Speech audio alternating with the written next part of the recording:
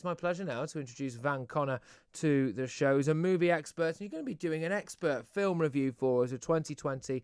Some of the hits, some of the misses, and what we can expect from the industry in 2021. Some big things coming just around the corner. Van Connor, thank you very much for joining us. How are you?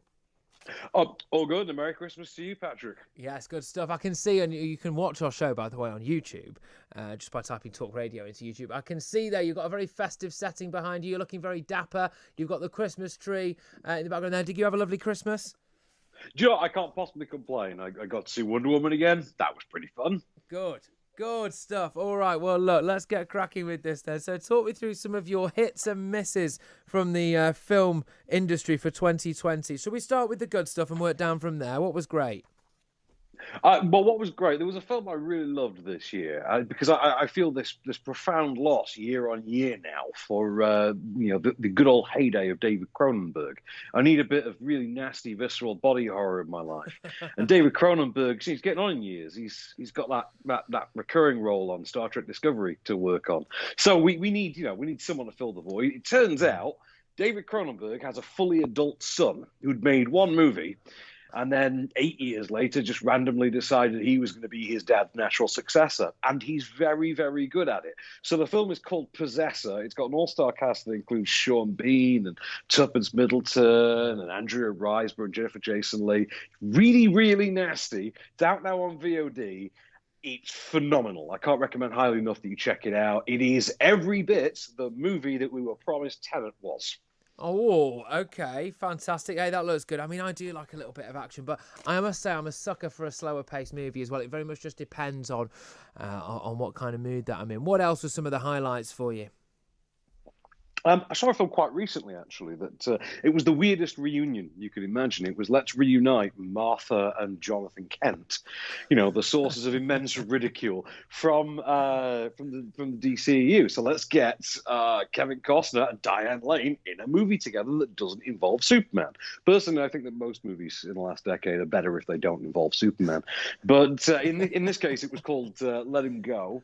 It was a new movie. It basically kind of played like Bone Tomahawk, but with grandparents. Wow. So they're Kevin Costner and Diane Lane, like the grandparents whose son dies at the beginning of the movie in tragic accidents, and they raise his son and support his widow, who then remarries years later and moves away suddenly with a new husband, takes the grandson with them, and they simply set out in search of, their missing kin, only to discover that she's married into what can only be described as a sort of justified level redneck crime family. It's bonkers, it's nasty. You think it might not have the bottle to go there, but it really, really does. Oh, I love this. You've absolutely sold it to me. Just before we carry on with this movie review that you're so expertly putting together for us, you have got a dream job, haven't you, really? How did you manage to wangle your way into being a full-time movie expert, going and presumably seeing all the exclusive premieres and getting to wax lyrical about them on national radio for a living? It's incredible. Oh, well, to start off with, you do a lot of years where you don't get paid for very much, and then you have to dedicate yourself to a life where you never, ever appreciate a publicist do nothing but treat you badly. Well, join the club. Right, okay, moving on. Can relate, my friend, can relate. Moving on, go on, here's some of the other good ones that you got for us. So, yeah, some really interesting films out there this year. Like I say, Possessor was good. Yeah. Let Him Go was very good. I mean, the film that won Best Picture this year, I know how rare this is, but the film that won Best Picture this year actually deserved it. That never happens. Wow. So Parasite by Bong Joon-ho, one of my favorite filmmakers of recent years because huge Snowpiercer fan.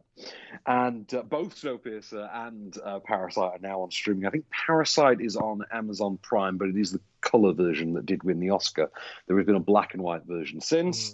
Like I say, it won Best Picture and it antagonised Donald Trump in the process, so double win.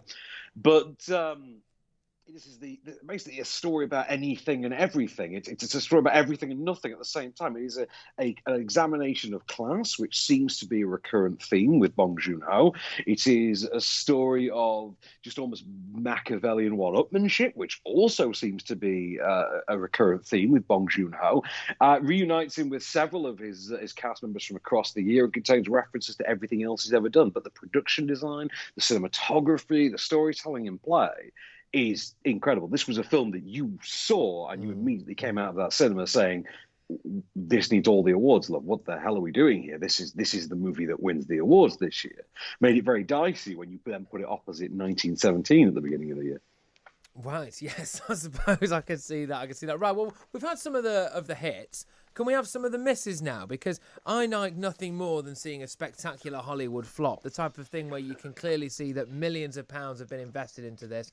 And of course, as well, several big names, their reputations on the line, and then actually you can essentially just watch someone's career crash and burn. Call me mad, but I do actually really, really enjoy that. So come on, give me something to enjoy, Van.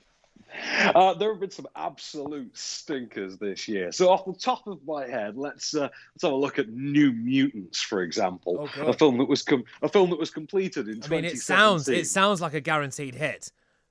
Well, this was meant to be the next installment of the X-Men series. And then they filmed it in 2017. Its chapter 1 came out. They decided we're going to try and cash in on that, appeal to this, teen horror, Stranger Things trend, which seems to be really popular at the moment. And then before they could actually get around to reshooting it, Disney bought Fox. Right. So effectively, the film then became the property of Disney, who really didn't want an awful lot to do with it. And there was this rumor for a long time that one of the many, as I'm sure you'll imagine, contract stipulations of the Disney-Fox merger was that New Mutants had to be given a theatrical. And that has to be true. Because in complete honesty, if you showed the average film studio executive the completed released cut of New Mutants, put a gun to their head and said, you have to release this, most of them would eat the bullet. That bad? Are we talking seriously that bad? We are talking a proper stinker. Put it this way: the fact that it is the whimper of a conclusion to the X-Men series, the fact that it's one of the most pandering things you've ever seen, the fact that this thing cost a fortune and is set largely in 4 grey rooms, is immense. We're talking about a thing that rips off Buffy without ever understanding what made Buffy so great to begin with. A series that manages to, just almost as a cherry on top, be profoundly racist as well, which is incredible. Incidentally, the actress they lumbered with that has since gone on to like Queen's Gambit, so evidently she's popular now. It only took 3 years, but the fact that it took 3 years for that film to come out is incredibly problematic when most of your cast were young teenagers. And I'm thinking about Maisie Williams from Game of Thrones. And people like that. Anya Taylor-Joy, who I say is in Queen's Gambit. There's the sort of bad boy one from Stranger Things is in there. But because it had been 3 years, they'd all visibly aged. Like most of these kids were barely through puberty when they had filmed this movie, and now they were adults. It does make me laugh a lot when you see the kind of traditional high school movie film and you're looking around and you're thinking, you're at least 45 years old. What are you doing in this school? Has anyone looked into this guy? It does make you absolutely crack up as well. I tell you what I rewatched over the Christmas period, Grease. And look, it is what it is, right? It's a glorious film, and I'm not going to sit here. I would be ostracised, I think, from world radio if I started saying terrible things about the film Grease, an iconic movie, of course. But, just that kind of, essentially the opening scenes where they're all kind of shimmying about and dancing, and it goes, that was just one lunch break. If anyone had done that in my school, you'd have got beaten up. It was incredible. But so I do love the kind of fabulous elements of all of these films. But I want to, first and foremost, before we move on to what we can expect actually in the coming year from a film industry that no doubt has been hit rather hard by coronavirus, are there any other epic misses that spring to mind for you from this year? Okay, controversial choice, but I will die on this hill because I'm convinced I'm right. So, Tenet. I'm going to put Tenet on the firing line. Because despite all the marketing, it didn't show me anything I hadn't seen before. Didn't show me anything that I hadn't actually seen in a camera advert before. Didn't save cinema. Yeah. Didn't cure the coronavirus. No. Didn't make anywhere near the money it needed to, and it was quite obviously a sacrificial lamb by a studio who afterwards, after reaping the massive, misfire of a financial gain there, then decided to just nuke cinema as a concept when they announced that for the next 12 months, everything they release is also going to be put on their own streaming platform for free, effectively. I mean, I think that's fantastic. I like the way you just described that as the Hiroshima of the film industry, essentially. Kind of is, really. Looking ahead to 2021, before we get stuck into the specifics of it all, how badly has the film industry been hit, if at all, by the coronavirus crisis? Are they feeling the pinch because, people essentially aren't able to, well, certainly in this country anyway, aren't able to go to cinemas, are they? Is that hitting them in the pocket at all? Are we going to see any impact there? I think we are going to see an impact. I think there were projections as far back as the summer that we wouldn't see a film distribution industry survive intact if we actually made it to the other side of Christmas. We're now at that stage, and so far in this country, at least, we've had Cineworld and Picture House shut down effectively. Allegedly, until further notice, I think according to some sources, that's end of Q1 2021. But I think, was it Odeon decided to forego weekday screenings as well? That was another thing. So for the moment, we're not, in this country, we're not, irreparably damaged. But that's all about degrees. I mean, that's before you get to the actual industry itself in terms of the production side and filming crews and things like that, who, of course, were tremendously hard hits this year. I mean, I don't think there's no one working in the film industry who hasn't had their lives affected significantly in some way this year. I mean, I've lost work out of this. We all did. And it didn't take long either. I think most of us within about a fortnight. Within a fortnight, most of us had kind of a year cancelled. Yes. The people who worked in film criticism, the fact that we didn't have tent poles was a biggie. I'll be really honest, for the average cardigan wearer, less so, because they only kind of like the films that you can watch on a 1950s television set in black and white with subtitles anyway. But for those of us who actually enjoy movies with a budget and an explosion occasionally, less so. In terms of the cinema distribution and exhibition industry, I have friends who have fared better than others. I have friends who are out of the job entirely. Friends who run cinemas who are terrified for the next 6 months. But I think in this country, the big litmus test is going to be honest, what happens with Cineworld. I think it's such a shame just for numerous reasons, but I think especially for the independent cinemas, I think we were seeing a slight rebirth. Certainly in my hometown where I'm from originally, in Wilmslow in Cheshire, we'd had this real strong showing from a new independent cinema that was making an emergence, and you just look at it now and it's been decimated. Of course it has, by the financial impact of what's been going on with the lockdowns. But right, let's get back on point now. 2021, it's going to be your year. No, it's probably not, unfortunately. But 2021, what can we expect now from the film industry? What are going to be some top tips from you, Van Connor? What can you expect for us that we're going to look out for and we're going to think, hey, you know what, this is going to be a box office smash? Well, it's going to be an unprecedented year in more or less every way that this one wasn't, because for one thing, we'll actually have entertainment content again. And next year is going to be a bit of a mishmash between things that were delayed for release and things that were delayed for production. So in effect, the film industry really lost a year. Effectively, it wasn't that they released things and then we're going to have a quiet year next year. No, all the stuff that was meant to be out this year, which are basically your Bonds, your superhero movies, etc. All going to be in 2021 now. The calendar has just been shoved back a year. Turns out that the big significant advantage of running a studio like it's a toy merchant and actually scheduling your product, day and date 3 years in advance, is that it actually makes rescheduling it fairly simplistic. Take Marvel, for example, who release, 2 or 3 films a year to very specific set patterns. They were able, in this case, because this was something that no one ever said really this year, was that this was the first year in the decade that we hadn't had a Marvel movie.